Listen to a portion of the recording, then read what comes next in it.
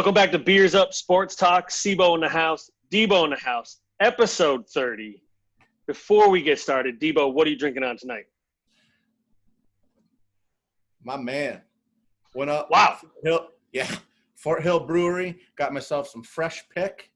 I guess it's that kind of party tonight, huh? Oh, it's going to be that kind of party, man. It's fantastic beer, great color.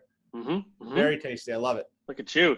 And I got Canned Heat Brewing out of Fall River, Massachusetts, Maui. The New England IPA, but a New Zealand hop experience. What that means, I don't know. But guys, first of all, check the mug. Second of all, the color is money mug, money color. Speaking of check it out, you look like you're in some new digs today. Yeah, man. I'm on vacation. Listen, the pod can't ever take a break, right? This is our vacation week. We've been chilling, but it's time to get back to work. So you know what? I'm here in the Cape. We're just gonna get it in. The sun hasn't come out yet. I haven't been able to get golden brown. It's gonna happen. Next time you see me, it's gonna be beautiful. But for now, we're gonna pod. Yeah. So let's get into it. Now, you're not beautiful. No, I'm playing. There's work to do. All right, let's do it. Let's start with in the NFL. The Washington football team, as they are named now. Great name. You know, we've had some conversations about them. The times when we appreciate what they did, times when they do stupid shit. Well, listen, they did something smart again. The other day, they announced that they hired the first ever black president for an NFL franchise. Now, he's not going to be over football operations. He's in charge of the business side of things. Yep. But this is Jason Wright. He's 38. He played in the NFL for a handful of years, bounced around from a couple of teams. This is a big deal, right? It's a big deal. It's also only the fourth former player to become a president of a team. Wild. Right? Wouldn't you think that you'd want maybe some football expertise in there? I know he's not doing the football operations like you said, and you're looking at the business. But he's excited. There are people out there that are questioning the motive of the Washington Redskins. I'm sorry. Ooh, what did I just do? The Washington football team. Yikes. Wah, wah, wah. I'm going to have to bleep that one out. But no, the Keyshawn Johnson, he was one of them. Some others are questioning the motive of the hire. And I can understand it. Like, maybe if they didn't have this name change thing going on, maybe if they, there wasn't a culture of attacking women and not having a diversified staff. A big note is they also hired Julie Donaldson to head the communications division. It's also the first woman to be part of an NFL team's broadcast. So whether they're doing it because they have to. Right. I mean, that's what should happen. My assumption is they're going to go there. It's a great thing to do. And you know what it's doing? It's giving Wright an opportunity. It's giving Donaldson an opportunity to show that what they can do. And, it's going to open up doors for others. And I think that's the biggest takeaway we can take from that. No, and I think it's a great move, hiring a black president, hiring a woman to the communications and to the broadcasting. These are good moves. If it was any other organization, we'd be saying, listen, this team is smart. They're moving forward. They're doing what we expect them to do. The problem is this team's owned by Dan Snyder. And because they're owned by Dan Snyder, we immediately think about the motive. Maybe Dan Snyder's changed. I don't think so. Maybe people finally got in his ear and were like, listen, Dan, you're going to be forced out of ownership or something's going to happen. Or, listen, people are going to stop showing up to these football games if you don't do something. So these are moves in the right direction. And no matter what, we are just in a time when a black person is hired to an elite position. People are going to question it. Yep. You can see what's happening with Kamala Harris. As just being chosen as the VP, people all of a sudden have to try and figure out why it is that she got chosen, even though she's insanely qualified. Qualified, yeah. Right? But it's a great hire for the Redskins. It's a great move for Jason Wright. The guy finished his NFL season and went off and got an MBA, started working in finance, doing big things, and now he can bring some of that knowledge to the NFL. He can bring it to the Redskins, and this is another good move for the Washington football team. They got rid of that name. They've got a new coach who I think can bring a new vibe to the team, to the community. And now this move is a great move. So I mean, there's people are going to question it. That's going to happen, but I'm glad they did it. No, I agree. And I got to give an update. people probably see me looking down. I'm watching the Celtics-Sixers game. We're going to get into that a little bit later. Is it over? Did they win? They're up 4 with 20 seconds left and the ball. All right, we got to pull this one out, game 1. Let's switch gears to the NHL, and specifically the Boston Bruins. I see you wearing the jersey. You got a jersey in the background. You got the flag. You're just Bostoned out right now. We're ready to go. Prior to game 3, game 4 is happening right now, but prior to game 3, their goalie for the last almost 15 years, Tuuka Rask, left the team to go back and be home with his family. It was a serious decision, one he obviously didn't take lightly. He's going back home to be with his family. His wife had a daughter in April, and I just think it seemed like, from what I read, he just felt like he needed to be with his family. Before I turn it over to you, anybody on Bruins social media, NHL social media, or dumbass people in the world that gave this guy a hard time for doing it, y'all need to find something better to do with your lives. This guy did something right for his family, and if you have a problem with that, go somewhere. All right. So you might have a problem with me. Let's go. Let's hear it. No, here's the thing. I think it's absolutely in his right to opt out, and I have no problem with him actually opting out. I think that there's something more going on than just he's opting out because of his family. He had his press conference where he said, this isn't a playoff atmosphere. I'm just not having fun. I'm trying to have fun. I think there's more. He gets a lot of flack from the Boston media, the Boston fan base, and I think he's just like, we're in this rough time. You know what? I'm just going to sit this one out.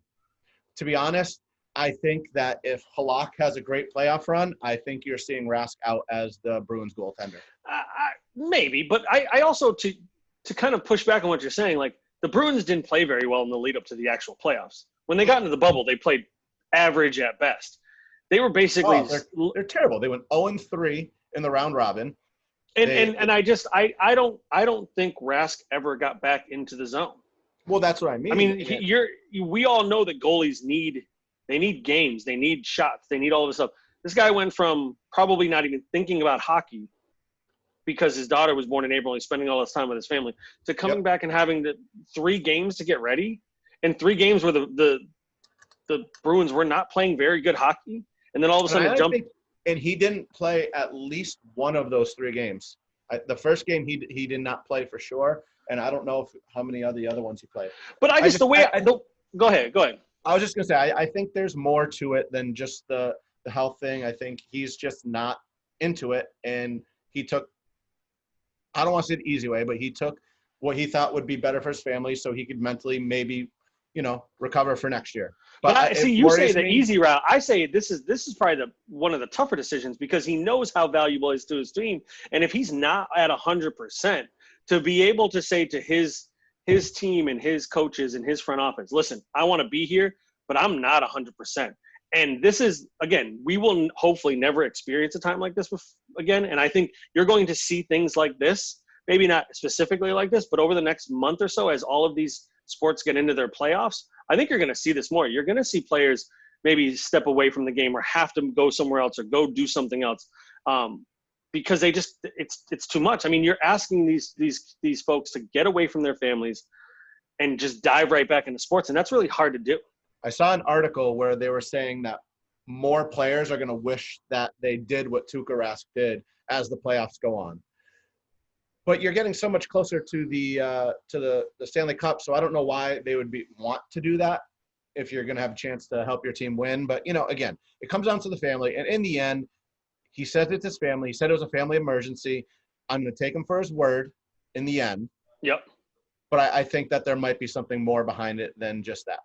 That's fair. That's fair. So you could come at me, but at the same time, I'm never going to say he's an idiot.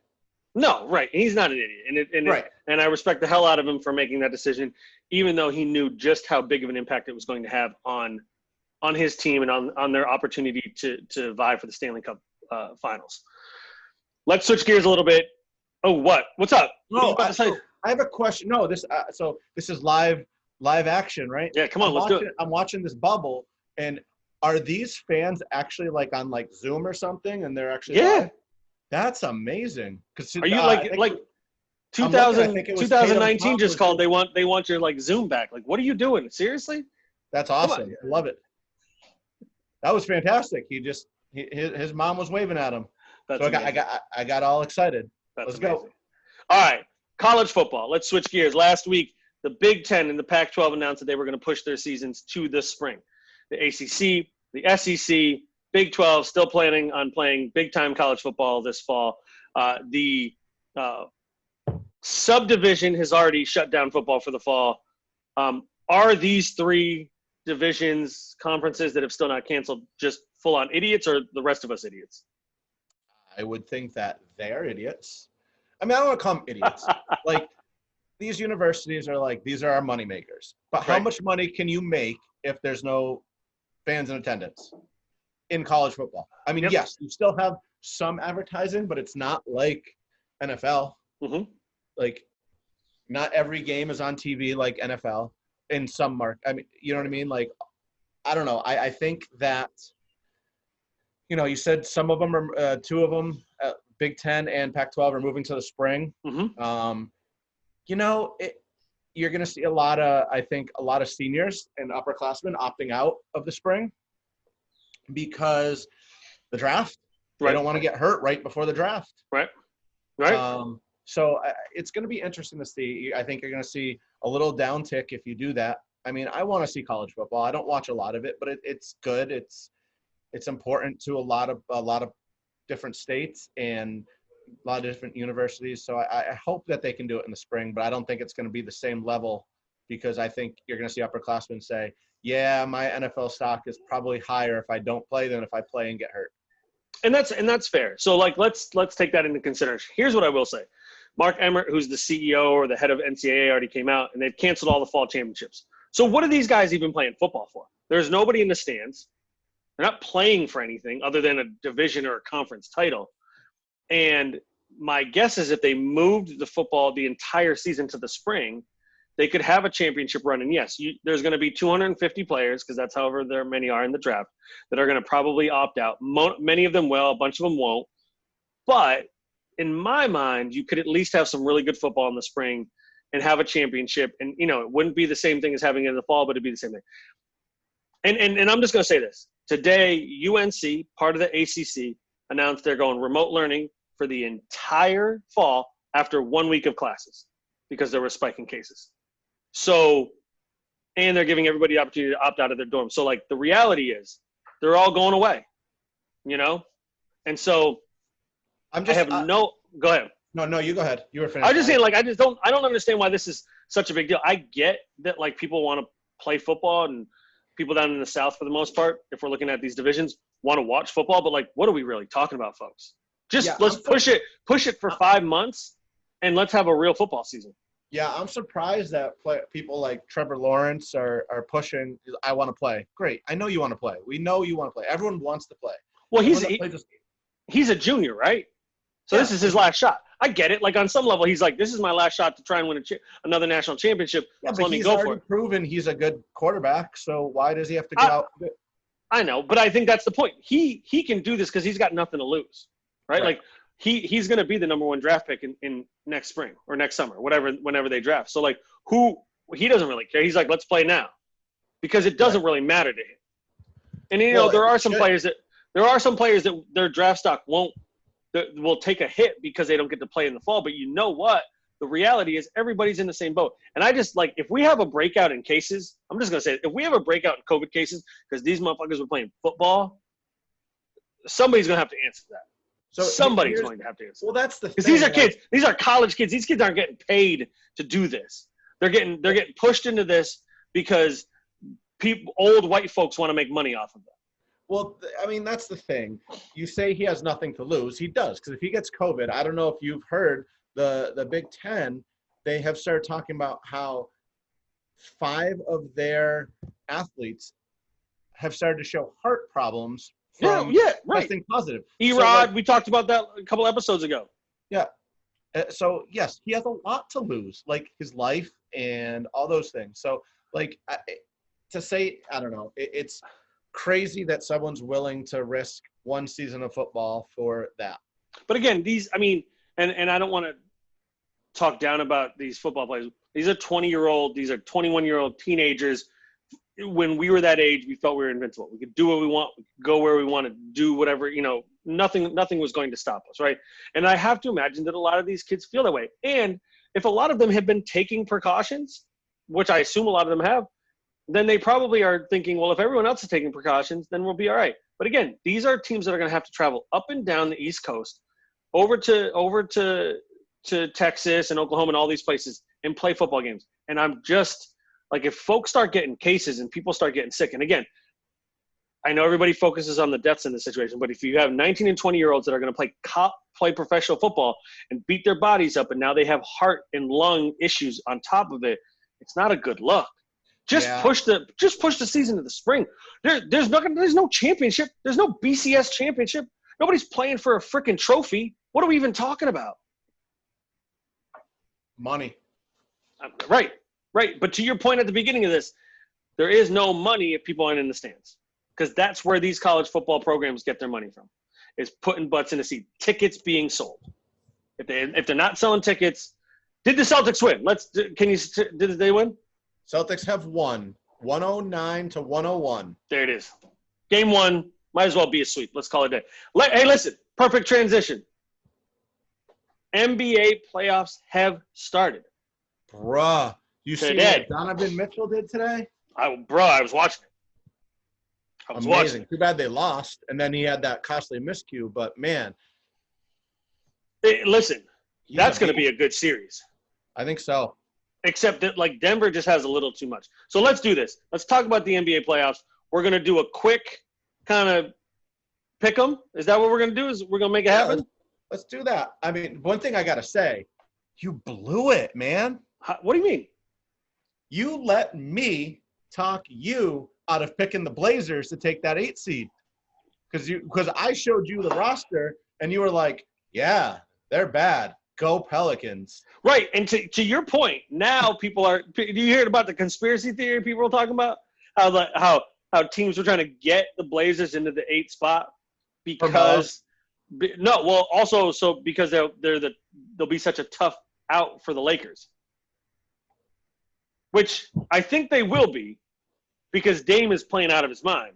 But you're right. You showed me that roster. That roster was bad. But it goes to show you how talented – Dame Lillard is. When he wants to go, there are better players in the NBA than him, like LeBron, Durant. But like when Giannis, that guy wants to go, like Giannis can go, but like Giannis can't pull up from 30 feet. Giannis has to get into the lane and create contact. Dame can do all that, and then also on the next play pull up from like the hash mark and just he's ridiculous. And he does it with the most swagger ever. And Melo looks good, man. He looks like he lost some weight. He's playing hard. I gotta give him credit. You know, I'm not a big Melo guy, but he looks good. All right, so they win the play-in game. They beat Memphis, right? They beat Memphis in the playoff game, which was crazy, like 126-122. Again, I'm going to take the L on this one. There are a lot of points being scored. But I know we talked about this. You mentioned the fact that there probably isn't a lot of defense being played, and I think you're right. Also, in today's NBA, like a pick and roll is basically a free lane to the basket.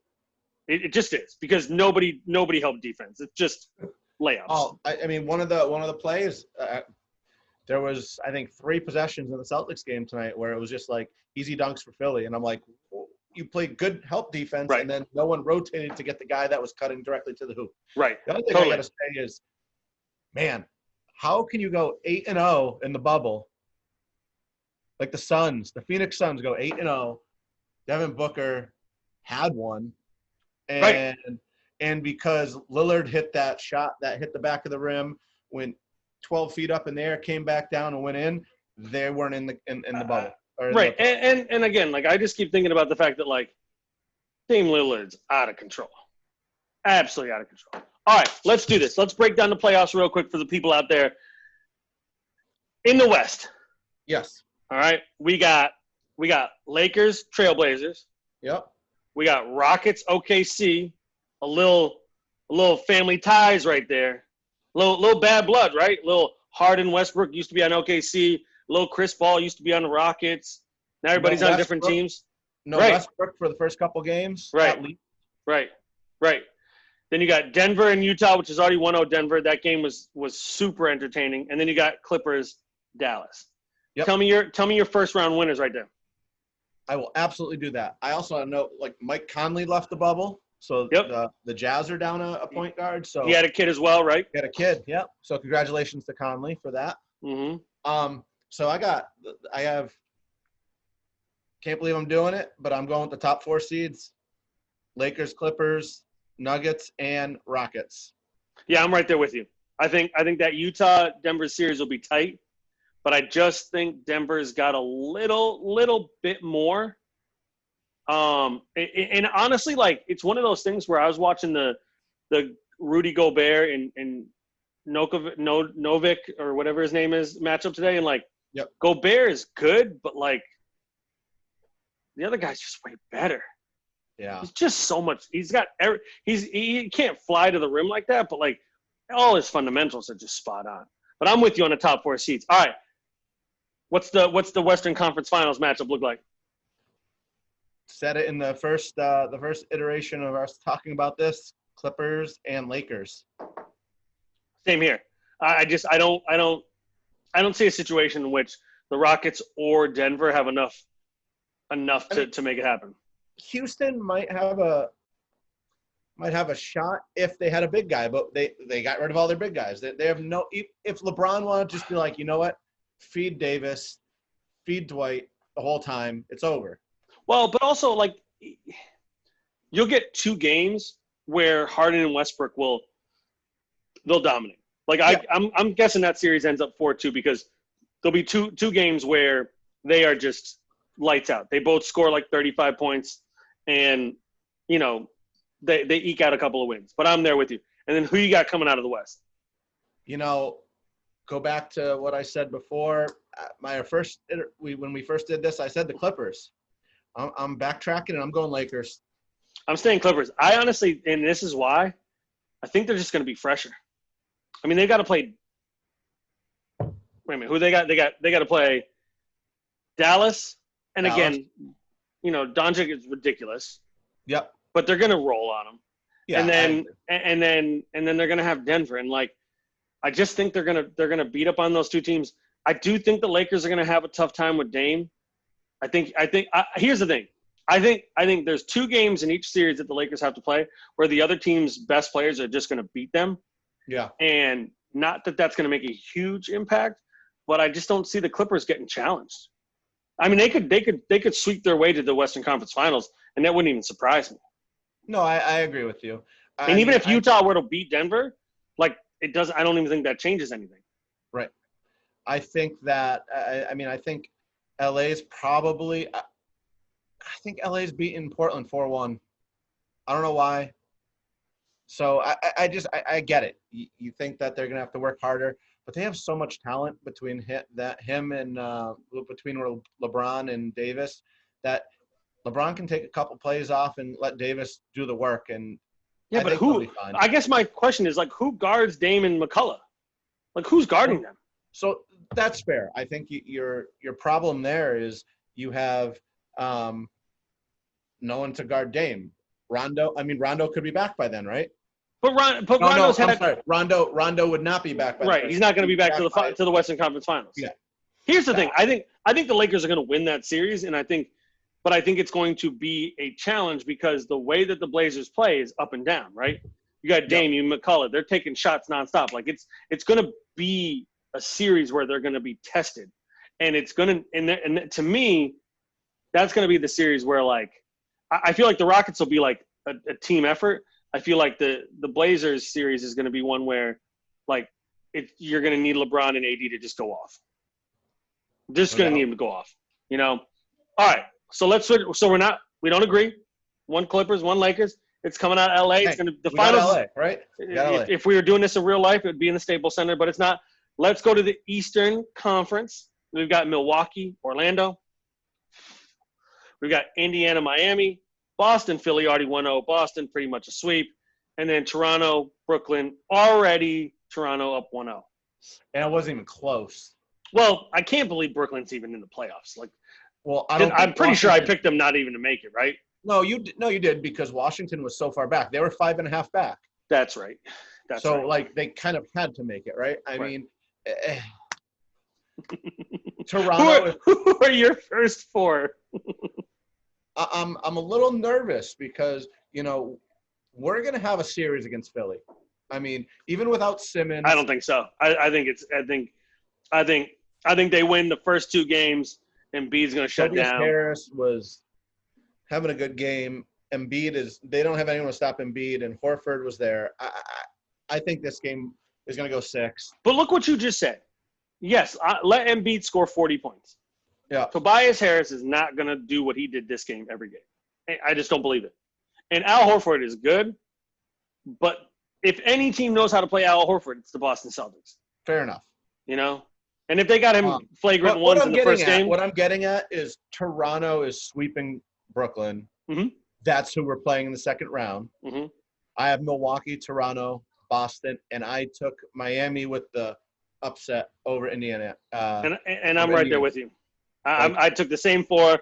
I mean, Indiana-Miami is going to be a hot series. I think that one's going to be one to watch. So I think that's going to be a lot of fun. Milwaukee-Orlando, they should just do 2 games and just call it a day. Because, Orlando's already down a couple of guys. Just call it a day. Just say, thanks for playing. We're going to just push Milwaukee to the second round. But that Miami-Indiana, that's that. I feel like that's going to be late be the 90s. Best series of the first round. Between either that or Rockets OKC, in my opinion. Because I just think that Rockets OKC is going to have some, it's just going to be dirty. I think it's going to be hardcore. Chris Paul played for Houston. And right. Yeah. What's funny is we were talking about, you just said how, did I even have Brooklyn making the playoffs? They moved up from the 8 to the 7 because that's how bad Orlando is. So you're seeing, yeah, it's going to be, so we'll move on to the second round. We got Milwaukee. We both have Milwaukee versus Miami. I think Milwaukee's going to take care of Miami. I think Boston's going to take care of Toronto. I'm right there with you. I got the same thing. Though I did make a note. I think that Boston-Toronto series is going to be a knockout. Because series? Best series of the whole playoffs? They're just such an interest. I mean, you've got such – I mean, 2 different styles, right? Boston wants to get up and down, and Miami's got – or not Miami, but Toronto's got, they've got Gasol. They've got, Siakam. I never can get his name right. Yeah. I just think that's just going to be a hard series. That's one I could see going 7 games. Yeah. Because I just think that those are 2 teams that are just going to go back and forth at each other. And I picked Boston. I do worry that kind of that veteran leadership, that championship mentality is going to help Toronto.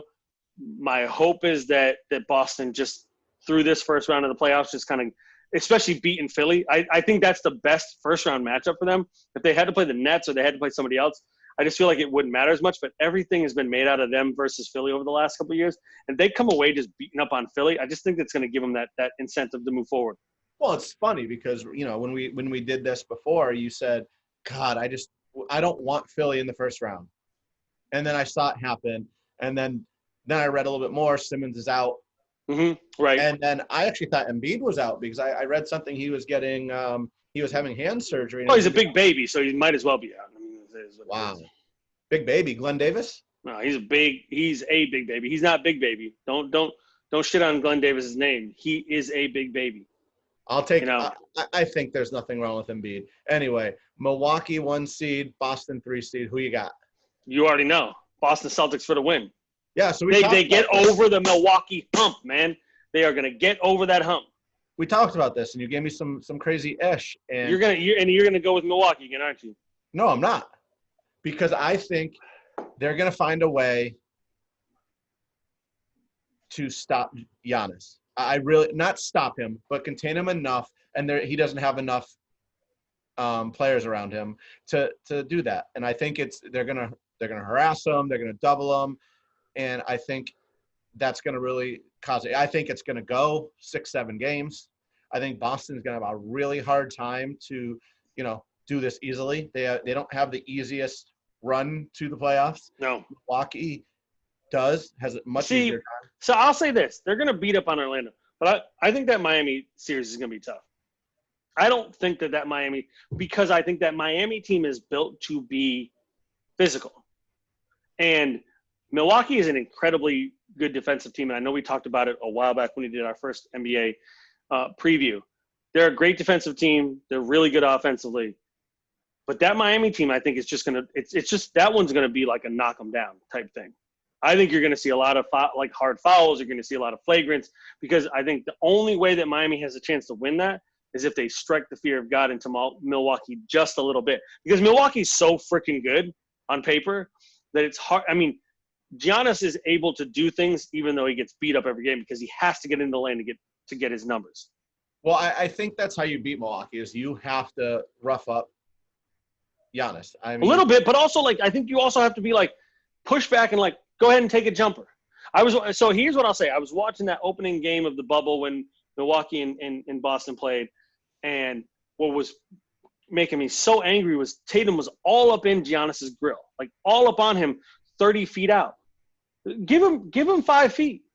Let him think about taking a three-pointer.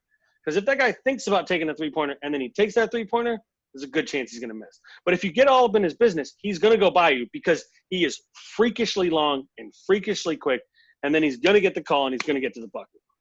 I agree. I think that Boston is going to have what? I think they're going 6. I think they're going 6. And then they're going to have 12 games to figure their defense out. I think they'll be ready for Giannis, and they'll be able to do enough for that. Yeah. So I have Celtics. We both have Boston, LA. Yeah. Except for I have Celtics, Lakers. You have Celtics, Clippers. But I think we hold off on the people, man. I don't think we give them our finals prediction, even though I think it's straightforward who wins the NBA championship. Because if you take the Celtics this far and you don't pick them to win the championship, then you're a clown. I'm just gonna say it. Well, I mean, it's the Lakers. They got to beat the Lakers. It's a storied rivalry. Let's do it. The last two were wars. So let's get another one in there. And granted, you don't have the Clippers, but I think it is. I have Boston picked. So let's go. That's what I'm talking about. That's what I'm talking about. It's about time you came around.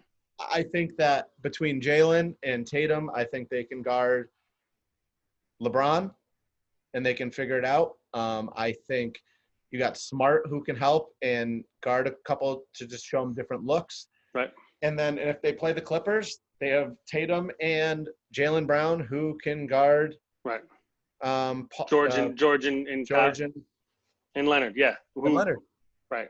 Who's money? I mean, Leonard. I mean, we didn't say his name, but I mean that guy is. I know we went through this whole thing and didn't talk about Paul George and Kawhi Leonard, two of the best players who are playing on the same team. Who, again, because LeBron and AD are out there in the West, on some level, Kawhi and Paul are an afterthought, which is just crazy. Because there's a good chance the Clippers ride their coattails to a championship. It's not going to happen, but there's a good chance. I want to throw this out there. Yeah. Bruins are down 2-0 in the halfway through the second period. And I do want to say one thing about Brad Marchand. Okay. I don't know if you saw the play where Halak misplayed a clear out. And no. He shot it. He flicked it out. Guy for Carolina caught it, put it right in a wide open net. Marchand looked at his bench and said, "That's not going to hurt us. Let's get his back." I love that they're standing up for Halak because this guy was he went from I might play 1 or 2 games this whole playoffs to, and I love that they could Boston could have folded there, be like, oh, our main goaltender is out and we don't have a chance. But instead they stood up, and it's not looking good right now. They're down 2-0 in this game, but at worst it's 2-2, but they still have time to come back. Yeah. Listen, hockey's a funny game, right? 2-0 is on some level worse than 1-0 because 2-0 you worry too much about they get a goal back, they're right on our heels. 1-0 they score. You're still playing like it's a tie game. Correct. So all Boston needs to do is get a goal and they're back in. Here's the thing about the Bruins. they are good enough to win a Stanley Cup championship. And we didn't talk, NHL a lot tonight, but like the Bruins are good enough to win an NFL or NHL championship. And even without Tuuka Rask, Halak has played in enough big games in the last couple of years that the team is going to rally behind him. If they don't win the Stanley Cup playoffs, I don't think it's going to be because of Halak. I think it's just going to be because whatever they did to get ready for the season didn't fucking work because they were clowning around or taking it easy or whatever it is that they were doing. Yeah. Either way, like they got to get their shit together. They're up 2-1, but they're down 2-0 right now. Listen, it'd be nice. And here's the other thing, to get Pasternak back. He's been out since game 1 after he's hurt himself celebrating. Right, and that's the thing. He comes back, he's going to make that team 100 times better.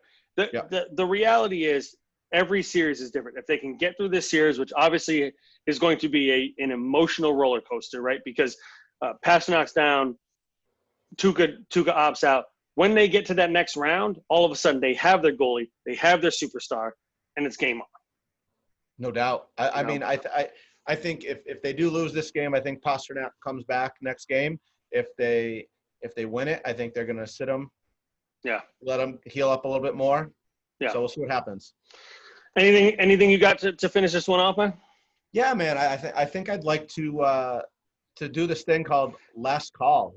At the end we'll do last call, and I have 2 last calls because can't not double fist that last call, right? Well, that's fair. Now I don't have anything for last call. I don't got any shots. I ain't got no beers. What you got for me though? All right. So I want to give a shout out to Alex Smith coming back from almost 2 full years of leg surgeries, 19 surgeries, a month in the hospital. Man, he's almost died. Almost died. He had sepsis after his leg injury. If you guys haven't seen it, don't see it. Yeah, don't see it. Just don't see it. Not worth it. At some point in the future, social media will link to it, but we'll see what happens. So I got to give a shout out to that. Secondly, can we please have one conversation about Kama Sivarin from the Seattle? Oh, wait, he doesn't play for Seattle anymore because he tried to sneak a chicken to the hotel. Shout out to him. Shout out to him for making the dumbest decision he could have ever made. There will always be girls. There will always be women. Don't try to sneak one into your team hotel during a goddamn pandemic. Just watch porno, young man. Just buy a porno. He might have lost a He got cut. He's not playing football anymore. He's not playing football this year. Because he wanted to do the dirty.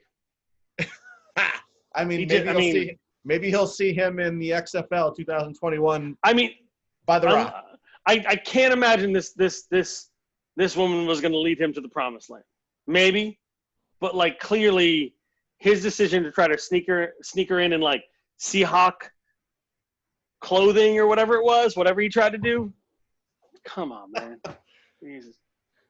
Just bad news all around. Just a bad idea. No doubt. Just a bad idea. I thought we had to clown him a little bit. No, that's really good. All right, episode 30 is in the books. We'll see y'all later. Listen, Breonna Taylor's dead. 30. Nobody's been arrested. Say her name. Keep doing it. Black Lives Matter. It's been a while, but we're back. Bus is ready to go. Episode 30. We going another 30. We might go 30,000. Who knows? Big time. You know what? Wear a mask. All right. Please put on a goddamn mask, y'all. We'll see y'all next time. Peace.